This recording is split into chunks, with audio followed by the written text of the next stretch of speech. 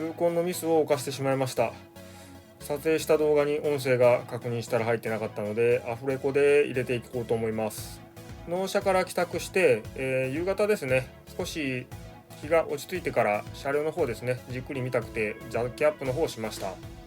全体的にはマッシブというんですかね、戦闘機をモチーフにしたスタイルで、すごくかっこいいと思います。ヘッドライトの方に回ってみます。特徴的なヘッドライトですね。小顔で縦に二眼式のヘッドライトです。 GSX-S1000 の特徴のあるヘッドライトといえますが、下側がハイビーム、上側がロービームです。その上にポジションライトがあります。この辺りの造形が気になる方はいらっしゃると思うんですけども、ちょっと上の方ですね、スズキとロゴが入ってる辺ですね、この辺がおでこのように見えて気になる方もひょっとしたらいらっしゃるかも分かりません。ただ縦長に黒で締まった感じに見えますので、私はそれほど気にはなりません。下の方に目を移していきます。フロントフェンダーですね、グレーで半ツヤといった感じでしょうか。車両のデザインと合わせて少し角張った形状になってます。ブレーキの方を見ていきましょう。フロントブレーキはブレンボですね。4ポットのブレンボのキャリパーが入っています。リアの方を見ていきます。リアのキャリパーは日清製ですねの1ポットのキャリパーがついています。この辺りは車両の価格を考えるとしょうがないとこかなっていうふうに思います。ブレーキのホースの方を見ていくと、ブレーキのホースはいわゆるゴム製っていうのかな、標準的な国産車両に使われているブレーキのホースが使ってあります。フロントも同様ですね。今まで乗っていたドゥカティの X ディアベルですね、こちらの方はステンメッシュのホースの方が入っていましたので、車両価格を考えると仕方がないのですが、少し残念な感じです。左右のキャリパーからホースが1箇所にまとめられ、 ABS のユニットに向かっているようです。ブレーキのホースを交換するとなると ABS のユニットまで引き直さないといけないので、結構大変になりそうです。次にライト周りの方を見てみます。ウインカーは LED のタイプが装着されています。後ろ側も同じ形状の LED のタイプがついています。ヘッドライトの方を見てみましょう。一番上がスモールライトですね。真ん中がロービームになっています。ハイビームに切り替えてみましょう。これがハイビームです。何度かローハイを切り替えてみます。このローハイ2段のヘッドライトはかなりインパクトがあります。次はメーター周りですね。ちょっと反射がひどくて見えにくいですね。また後で説明したいと思います。フロントブレーキのマスターシリンダーですね、こちらの方を見ていきます。フロントブレーキのキャリパーはブレンボですが、マスターシリンダーの方は日清製のものが装着されています。純正タイプという感じでしょうか。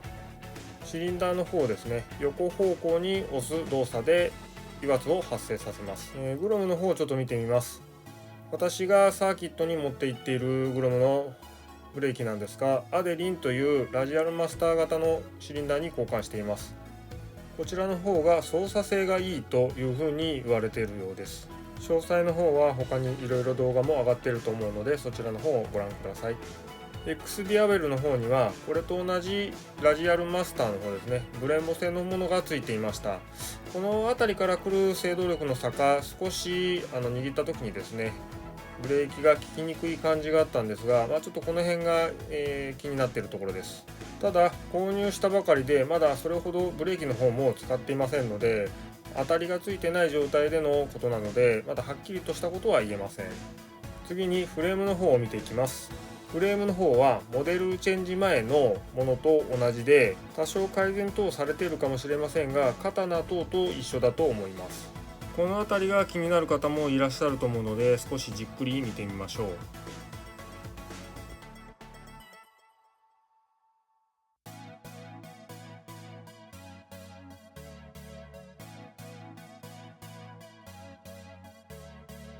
反対側も見てみます。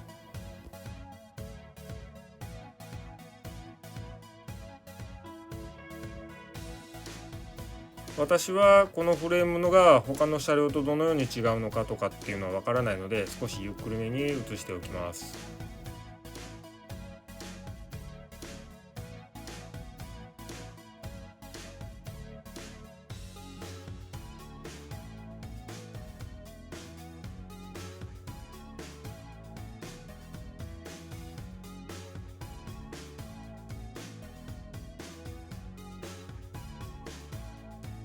後ろ側のこのフレームについては新設計だとどこかで見たような記憶があります。後ろの方を見ていくとこんな感じですね。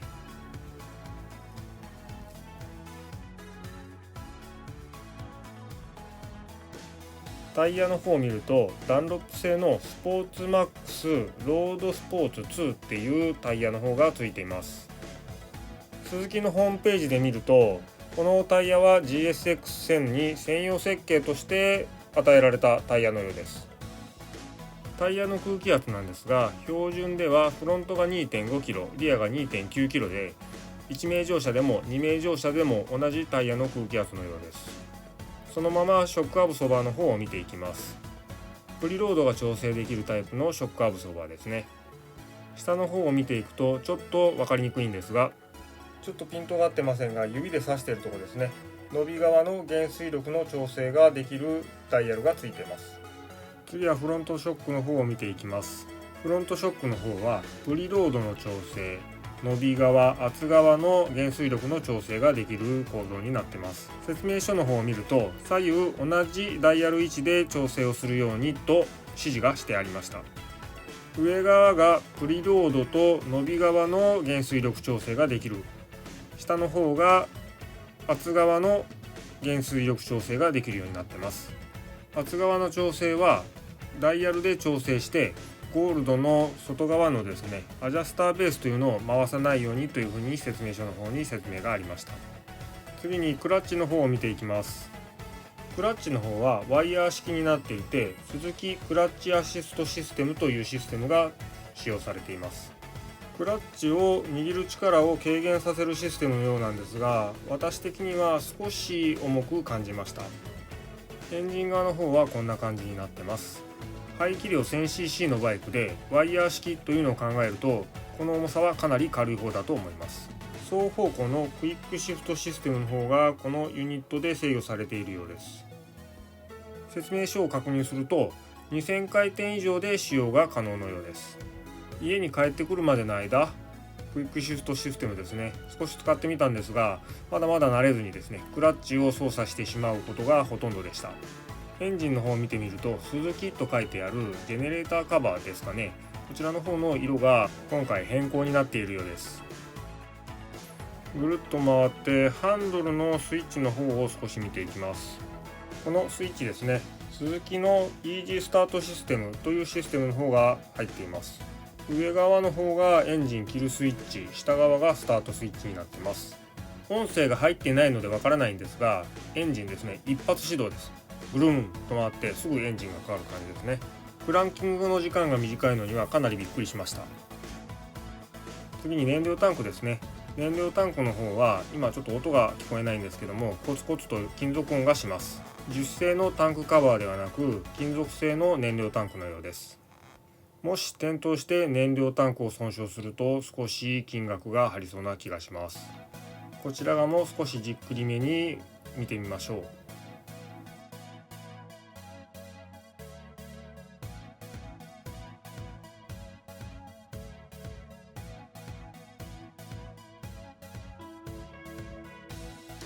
先ほどテールランプの方を見てなかったのでちょっと見てみます。テールランプの方は LED ですね。ただよく見るとこちらのランプは LED ではないですね。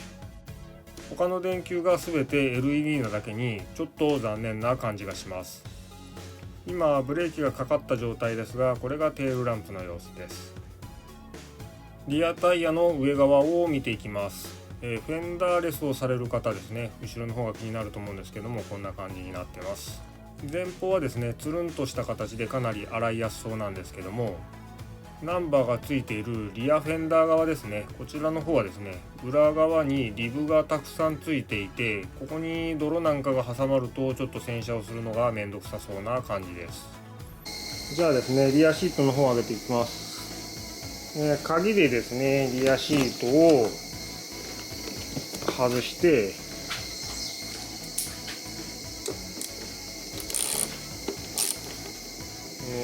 ボルトを外すような形になってますね。こういうボルトですねが入ってます。それからシートを起こせば外れると思うんですけど、これだけですね。こんなとこが気になる方いないかもわかんないですけど、シートの裏は、こんな感じです。で後ろのピースの裏側ですねはこんな感じで、おそらくなんですがこれがヘルメットロックではなかろうかと思います。正直使えないですね、このタイプはですね。ないのと一緒です。CBR に乗ってた時もこういう感じだったんですけど、全く使えなかったですね。で後ろに荷物をあれするときはフラップを出してくださいって書いてたんですけど、これのことか、これか。これをこういう風に出して、ここへ荷物をかける、フックっていうか何かを使ってくださいねっていう風な説明がありました。説明書きがですね、使うかどうかはちょっと微妙な感じですね。使えるのかなこれ。こんな感じですね。で気になる方は気になるこの中ですね。私なんかはいろいろな作業をすることがするので、正直気になる項目なんですが、シートの中ですね。フロントシートの下には、これを見る限りですね、何かを攻められそうなスペースはない感じですね。結構ギチギチです。電源を取るときにはこういったヒューズボックス、もしくはヒューズボックスの周りの配線かメーター周りの配線から、電源を取るような形になるんじゃなかろうかなという。バッテリーは比較的大きいのがついてますね。見た目大きいですね。CBR の時には本当これの半分ぐらいのしかついてなかったんでですね、結構大きなのがついてます。どのぐらいなのかな。 FT12ASB、 ちょっと最近バイクのバッテリーの規格とかそういうの見ないんでなんとも、あれですけど、比較的大きなバッテリーがついてます。で後ろの空間が問題になるんですが、ここですね。これが X ディアベルにつけていた ETC、 日本無線の古いタイプの ETC ですね。これを取り付けようと思ってるんですけど、これって言いますか、新しいものは購入したんですけど、ほぼほぼ大きさは同じだと思うんですけど、 ETC2.0 を搭載するのにここに収めようかなと思ってるんですけど、ちょっと微妙な感じですね。どういう風につけたらいいかなと悩むような感じですね。何らかの形でアタッチメントを作ってその上に乗せるという形が見栄え的にはいいのかなと。で開閉もこういう風な開閉の仕方は新しいものもするので、開閉等を考えるとちょっと搭載どうするか悩む感じですね。それから車載工具が入ってますね。これですね。中身は結構しっかりしてますね。落ちちゃやよ。六角レンチが2本と、プラグレンチになるのか、いやーなんだこれは、これの延長かなになるものですね。それとプラスのドライバーが1本入っています。こういうものがですねセットにされてますね。X ディアベルの時にはもうこの後ろのシートの下に何も入れることができないぐらいしかスペースがなくて、車載工具もこれぐらいの大きさだったかな。小さいものが入ってました。一回も使ったことはないんですけど、本当何も入れるとこからなくて、それこそ ETC もですねバイクの外につけないといけなかったという感じでした。この車両は一応ここにこの後ろのスペースにですねドライブレコーダーをですね装着しようと思ってるんですけど、どういうタイプを買うかちょっとまだあれ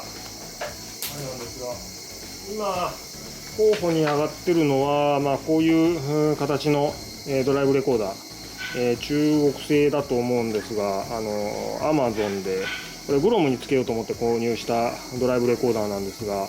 こういったユニットがあるものだと ETC と混載する、水場3コアなんかはユニットがモニターがついてないものがあるので ETC と混載してここに搭載するような形になるんじゃないかなっていう風な感じがしますね。ちょっと本当取り付けはかなり悩むと思います。この他にはおそらくスペース的なところっていうのはないと思うので、フロントのこの前回りのこの裏なんかに少しスペースがあるのかなないのかな。多分エアの取り組み口だとかあると思うので、開けてみないと分かんないですけど、物を収められるようなスペースはおそらくないと思いますので、こういった仮にモニター付きのドライブレコーダーを取り付けるとするなれば、ユニットが別体型のものであればシートの下で